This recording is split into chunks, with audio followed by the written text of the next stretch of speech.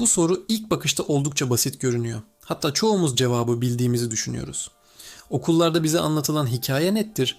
Türkler Orta Asya'dan çıkmış, kuraklık ve kıtlık sebebiyle yurtlarını terk etmiş, yüzyıllar boyunca bir sel gibi dünyanın dört bir yanına yayılmıştır.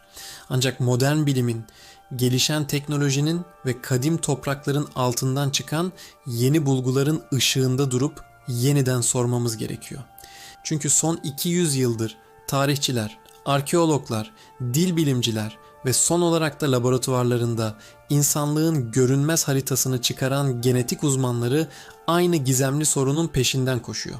Türklerin gerçek, ilk, saf ana yurdu tam olarak neresiydi?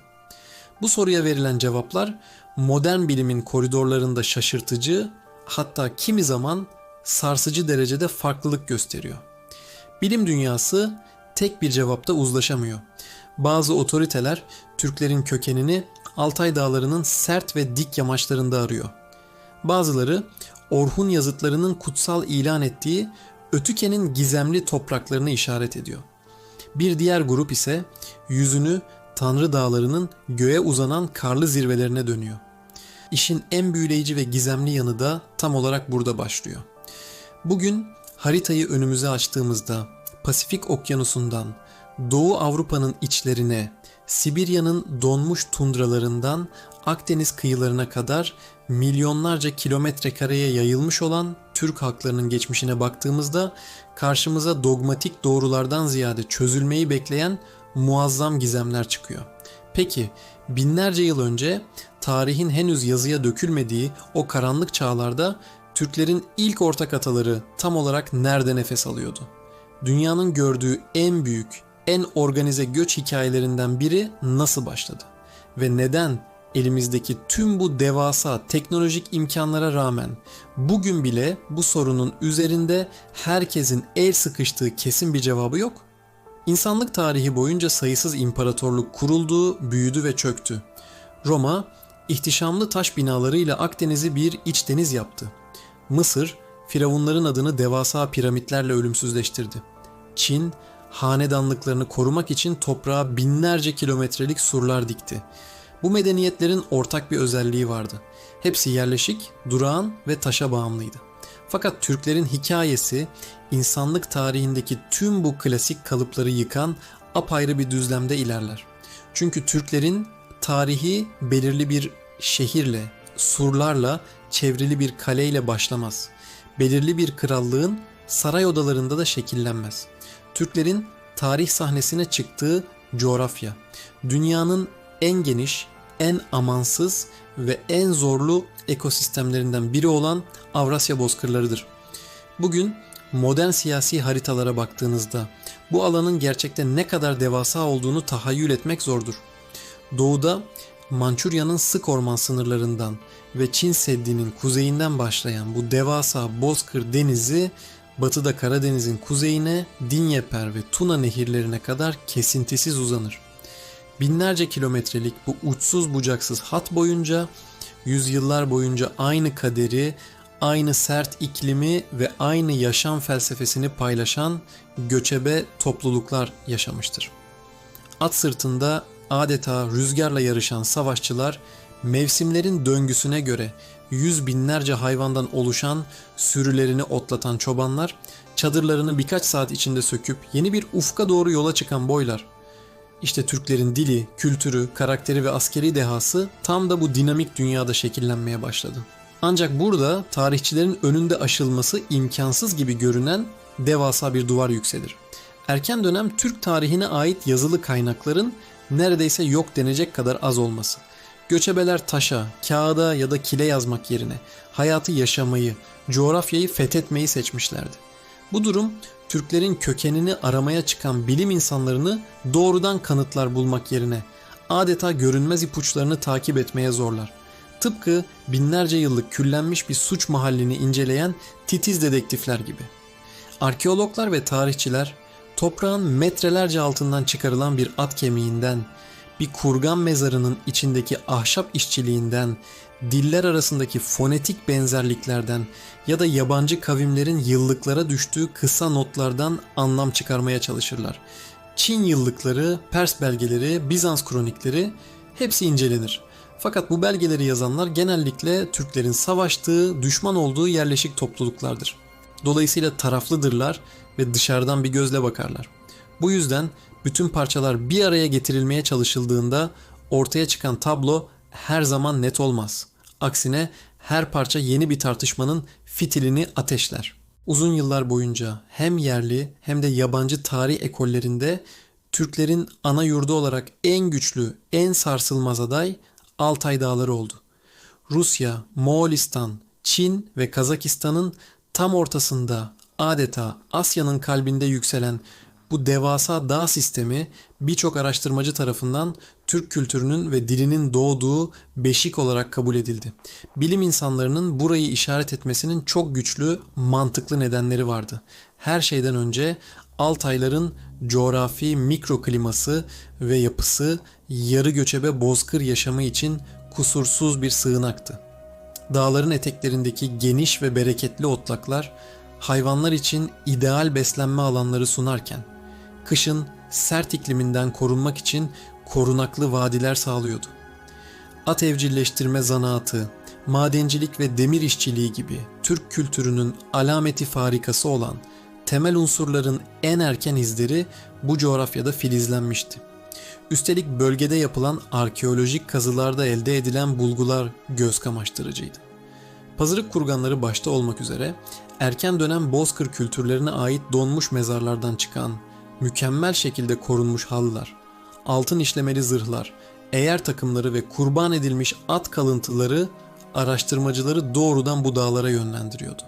Ancak zaman geçtikçe, bilimsel yöntemler hassaslaştıkça büyük bir soru işareti belirdi. Altaylar evet çok önemli bir merkezdi ama gerçekten her şeyin başladığı o ilk çıkış noktası mıydı? Yoksa Türklerin binlerce yıllık uzun ve duraksız yolculuğunda nüfuslarının çoğaldığı, kurumsallaştığı güçlü duraklardan sadece biri miydi? İşte bu can alıcı soru Anayurt tartışmalarının tüm seyrini kökten değiştirdi. Türk tarihinden, Türk mitolojisinden bahsedip de Ötüken ismini anmamak, orayı es geçmek imkansızdır. Eski Türk kağanları, bilgeleri ve kamları için burası haritada alelade bir koordinat, sıradan bir coğrafi bölge değildi. Ötüken ilin yani devletin kalbiydi. Toprak ana olarak kabul edilir. Kut'un merkezi sayılırdı. Yani hükümdarın devleti, yönetme yetkisinin, göksel meşruiyetinin yeryüzündeki yegane kaynağı burasıydı. Büyük Hun İmparatorluğundan Göktürk Kağanlığına kadar Bozkır'ın efendileri için Ötüken'e sahip olmak sadece stratejik bir toprağı elinde tutmak anlamına gelmiyordu. Aynı zamanda tüm Türk dünyasının meşru, ruhani ve siyasi lideri olmak anlamına geliyordu. Bu sarsılmaz gerçeği Türk dilinin ilk yazılı şaheserleri olan Orhun yazıtlarında tüm çıplaklığıyla okuyoruz. Bilge Kağan, yüzyıllar öncesinden taşların üzerine kazıdığı o ölümsüz nutkunda halkına seslenirken, Ötüken ormanında oturursan devleti elinde tutarak yaşayacaksın der ve bu kutsal toprağın önemini tekrar tekrar vurgular. Bu muazzam siyasi ve manevi vurgu nedeniyle bazı muhafazakar ve gelenekçi tarihçiler Türklerin gerçek, nihai ana yurdunun doğrudan Ötüken ve çevresi olduğunu ısrarla savunur. Fakat modern tarih metodolojisi burada da önümüze rasyonel bir problem koyar. Bir bölgenin, bir kavmin en parlak dönemindeki siyasi ve askeri merkezi olması, oranın mutlaka o kavmin doğduğu, etnik olarak şekillendiği ilk ana yurt olduğu anlamına gelir mi? Örneğin, bugün modern bir devletin başkenti vardır ve tüm kararlar oradan alınır. Ancak o ülkede yaşayan halkın ataları 1000 yıl önce o şehirde doğmuş olmak zorunda değildir. İşte Ötüken tartışmasının tam kalbinde de bu felsefi ve tarihi ikilem yatar. Ötüken Türklerin yolculuğunun başlangıç noktası mıydı? Yoksa çok daha eski, karanlık geçmişlerden süzülerek ulaştıkları ve kutsallaştırdıkları bir zirve noktası mıydı? Tam bu noktada tarihçilerin yönünü çevirdiği bir başka devasa ve güçlü aday daha sahneye çıkar. Tanrı Dağları. Sadece ismi bile kendi içinde derin bir gizem ve kutsallık barındırır. Göğe yükselen erişilmez zirveleri yıl boyunca erimeyen parıltılı karları, derin ve korunaklı vadileriyle bu dağ zinciri tarih boyunca sayısız Türk boyuna, özellikle de Batı Türk topluluklarına ev sahipliği yapmıştır. Bazı dil bilimci ve antropologlar erken Türk topluluklarının etnik ve kültürel karakteristiklerini tam olarak bu bölgede kazandığını ileri sürer. Çünkü bu coğrafya doğasından ötürü hem sert bozkır kültürünü hem de dağlık alanın getirdiği korumacılığı ve madencilik imkanlarını aynı anda kusursuz bir senkronizasyonla barındırıyordu.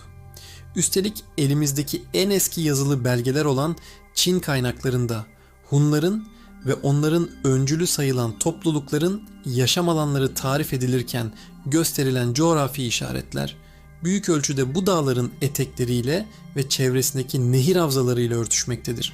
Fakat ne yazık ki burası için de tarih teorisi aynı çıkmaza saplanır. Elimizde her şeyi kesinleştirecek, tartışmaları bıçak gibi kesecek mutlak bir arkeolojik veya yazılı kanıt yoktur. Atılan her adım, bulunan her yeni kurgan bizi aydınlatmak yerine beraberinde cevaplanması gereken onlarca yeni soru doğurmaktadır. Tarihçiler ve arkeologlar tozlu sayfalar ve toprak katmanları arasında bu tartışmaları sürdürürken son yıllarda teknoloji ve tıp dünyası hiç beklenmedik bir şekilde tarih sahnesine adım attı. Ve böylece ana yurt tartışmalarının belki de en devrimsel, en çarpıcı bölümü başladı. Paleogenetik ve antik DNA araştırmaları. Bilim insanları Avrasya'nın dört bir yanındaki kurganlardan çıkarılan binlerce yıllık iskeletlerin dişlerinden ve kemiklerinden DNA örnekleri izole etmeye başladılar. Bu genetik materyaller günümüzde yaşayan farklı Türk halklarının DNA yapılarıyla karşılaştırıldı. Laboratuvarlardan çıkan sonuçlar dünyadaki pek çok tarihçiyi ve özellikle tek tip tarih anlatılarını derinden sarsacak cinstendi. Çünkü genetik veriler Türklerin kökeninin tek bir izole noktaya, tek bir vadiye veya tek bir saf unsura indirgenemeyeceğini açıkça ortaya koyuyordu. Gen haritaları gösteriyordu ki tarih öncesi çağlardan itibaren Avrasya bozkırlarında tek bir kabile değil, sürekli hareket halinde olan farklı insan toplulukları mevcuttu. Farklı dönemlerde farklı iklimsel ve siyasi zorunluluklarla bu topluluklar birbirleriyle birleşmiş, kaynaşmış. Dillerini, kültürlerini ve en önemlisi genlerini birbirine aktarmıştı. Kuzey Sibirya'nın avcı toplayıcı kavimleri, Altayların demirci boyları, Mavera Ünnehir'in ve tarım havzalarının yerleşikleri binlerce yıl boyunca süren göçler, evlilikler, savaşlar ve konfederasyon tipi siyasi birleşmeler sonucunda birbirinin içine geçmişti. Başka bir deyişle, Türklerin genetik ve kültürel tarihi yukarıdan aşağıya düz, pürüzsüz ve tek bir çizgide ilerleyen izole bir nehir değildi. Aksine farklı kaynaklardan beslenen, kollara ayrılan, sonra yeniden birleşen yüzlerce yolun ve akarsuyun oluşturduğu devasa, dinamik bir ağdı. Bu yüzden günümüz dünyasındaki bilim insanlarının çok büyük bir kısmı artık dar anlamda tek bir coğrafi ana yurt fikrine son derece temkinli, hatta şüpheci yaklaşıyor. Şimdi gelin tüm bu verilerin ışığında durup derinlemesine bir düşünelim. Biz modern insanlar neden ısrarla ve inatla sabit bir ana yurt arıyoruz? Çünkü bizler modern dünyanın sınırlarla bölünmüş, pasaportlarla kilitlenmiş yerleşik düzenine alışkınız. Bizim dünyamızda bir ülkenin net sınır çizgileri vardır, bir başkenti vardır, tapulu arazileri ve betondan evleri vardır. Biz tarihi de bu yerleşik zihniyetle okumaya çalışırız. Ama binlerce yıl önceki o bozkır dünyası bizim bugünkü konforlu kalıplarımızla çalışmıyordu. Bozkır halkları için toprak, üzerine kalıcı binalar dikilip sahiplenilecek bir mülk değil, üzerinde özgürce hareket edilecek, mevsimine göre yaşanacak sonsuz bir alandı. Onların asıl gücü belirli bir şehre veya kaleye yerleşik olmalarından değil, tam aksine her an hareket edebilme, doğaya uyum sağlama ve zor şartlarda hayatta kalabilme kabiliyetlerinden geliyordu. Onların evi, gökyüzünün altındaki her yer, çadırlarının kurulduğu her topraktı. Belki de Türklerin tarih boyunca gösterdiği o akıl almaz askeri başarıların, kurulan düzinelerce devletin ve imparatorluğun asıl sırrı tam olarak bu esneklikte, bu hareketlilikte saklıydı. Belki de onları tarih sahnesinde bu denli kalıcı ve büyük yapan şey tek bir coğrafi toprağa, tek bir statik merkeze asla bağımlı kalmamış olmalarıydı. Türklerin ana yurdunu ararken aslında insanlık tarihinin en büyük, en büyüleyici paradokslarından biriyle karşı karşıya kalıyoruz. Çünkü bilimin ve araştırmaların ne kadar derinine inersek tek bir koordinata, tek bir vadiye veya dağa ulaşmak o kadar imkansızlaşıyor. Altay Dağları kültürel bir abidedir, güçlü bir adaydır. Ötüken siyasi bir mucizedir, kutsal bir adaydır. Tanrı Dağları coğrafi bir sığınaktır, kadim bir adaydır. Ama dikkatli baktığımızda bu adayların hiçbiri tek başına tüm o devasa tarihi soruları cevaplamaya yetmiyor. Ve belki de asıl aradığımız cevap tam olarak bu yetersizliğin, bu çokluğun içinde gizlidir. Belki de Türklerin gerçek ana yurdu hiçbir zaman haritalarda sınırları çizilebilecek belirli bir dağ, belirli bir nehir yatağı ya da surlarla çevrili gizemli bir şehir olmadı. Belki de onların gerçek ana yurdu, Avrasya'nın o uçsuz bucaksız, sınır tanımaz bozkırlarıydı. Atların özgürce koştuğu, rüzgarın durmaksızın estiği ve ufuk çizgisinin sonunun asla görünmediği o sonsuz hareketli dünya. Çünkü binlerce yıllık tarihin aynasına baktığımızda çok net görüyoruz ki Türkler sadece belirli bir coğrafyanın durağan insanları değildi. Onlar hareketin, değişimin, adaptasyonun ve bitmek bilmeyen o büyük yolculuğun ta kendisiydi. Ve tam da bu yüzden Türklerin gerçek ana yurdunu statik bir coğrafya haritasında aramak beyhudedir. Onların gerçek ana yurdu bir haritanın çizgilerinde değil, o sonsuz hareketin, kültürün ve tarihin tam olarak derinliklerinde saklıdır. Tarih bazen cevaplardan çok sorular bırakır ve her cevap yeni bir gizemin kapısını aralar. Eğer bu yolculuk hoşunuza gittiyse kanala abone olmayı ve bildirimleri açmayı unutmayın. Bir sonraki videoda geçmişin karanlıkta kalmış başka bir sırrını birlikte keşfedeceğiz.